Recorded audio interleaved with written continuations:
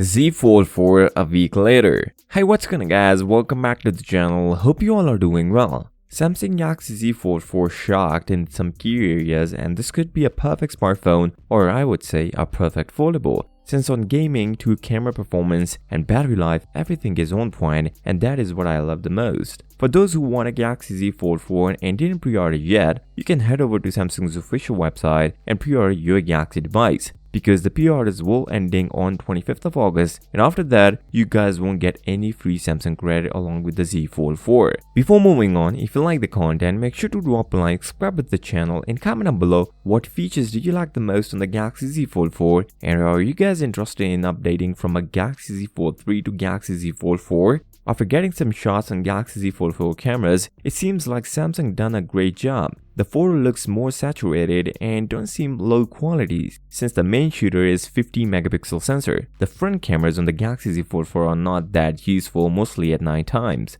But main sensor is a big update over the last year's Z Fold 3. Meanwhile, while transferring data and some heavy tasks, the first 20 hours of the usage on the Galaxy Z Fold 4 brings down the battery close to 10%, but with the 4 hours of screen on time, which is amazing since it was unexpected from a 4400 mAh battery. And after using Galaxy Z Fold 4 consistently, Z Fold 4 lasted more than 9 hours of screen on time. And with the light performance mode on Z Fold 4, it is even more, which is a great move by Samsung, because we don't use our phone at extreme level all the time. Still, on light mode, the screen runs on 120Hz refresh rate, which is amazing. On gaming, Z Fold 4 performs very well, but I have some issues with the screen dimensions on PUBG Mobile since the screen is stretched a bit, which feels awkward, but once you get used to it, it's okay. The phone performs really well with the Snapdragon 8 Plus Gen 1 and didn't heat up much compared to its predecessor Galaxy Z Fold 3. This phone is built for productivity. The best part I will love